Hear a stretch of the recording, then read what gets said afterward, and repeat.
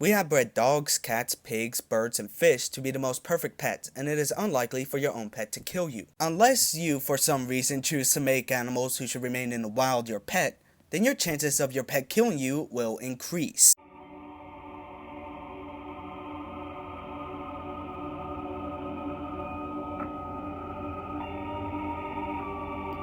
I want to make one thing unmistakably clear. There is not one species of primate that should ever be kept as a pet.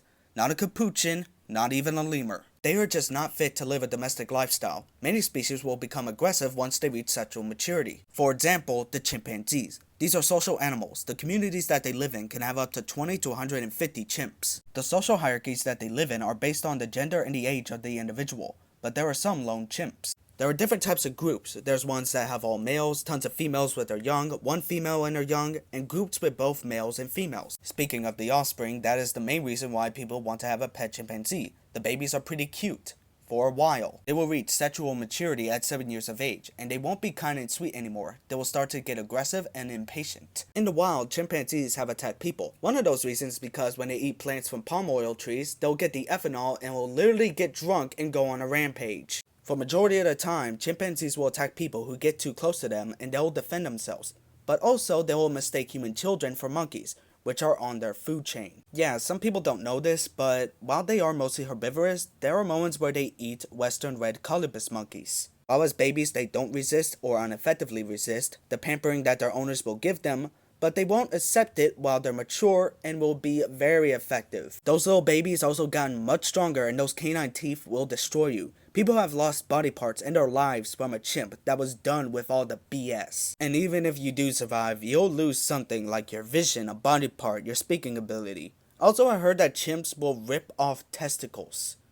Don't know if that's true, it's just something I heard. Many people have snakes as pets. I've had two, a ball python named Onyx who's still around, and a Kenyan sand boa named Winchester who passed away. Usually people get a non-dangerous snake. Even a venomous species like the garter snake does not have venom strong enough to kill or even affect people, so it's alright to have as a pet. But then you get people who get a king cobra. Some people who have them don't have the snake as a pet, but for scientific research. They will milk their venom so that it can be used in a lab for medicine. These people are trained to handle these animals. But you do get many people who aren't slightly trained to get this animal that has a vulnerable conservation status. So yeah, let's talk about that venom. It is a neurotoxin that will take 20 to 30 minutes to kill you, and it will do that by shutting down the nerves in your diaphragm off, making you suffocate. In the wild, the king cobra will only attack if it feels cornered, and retreating is always its first move, but in captivity, they will always feel cornered. We all know about how tigers in captivity experience mental and physical abuse, places with small enclosures, and where they get abused to do tricks. Those animals have been living in such poor and abusive places that they are going to defend themselves at some point and will snap. But we do have rehabilitation centers like the Australia Zoo where animals who cannot survive in the wild get treated by people so that they can return to the wild.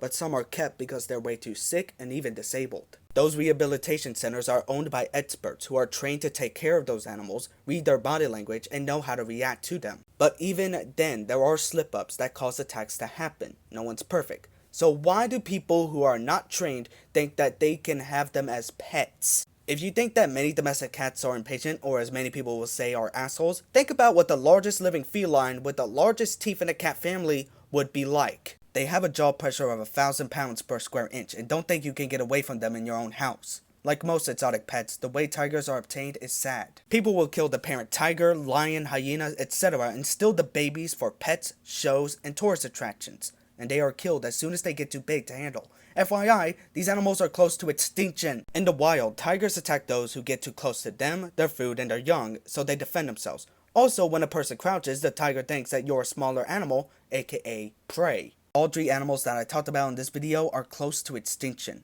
You cannot blame these animals for being aggressive, because they're only following their instincts that they have so that they can survive in the wild. The keywords there are in the wild. These animals have not adapted to a domestic lifestyle, and it can be dangerous, and it also damages the population of these animals in their natural habitat.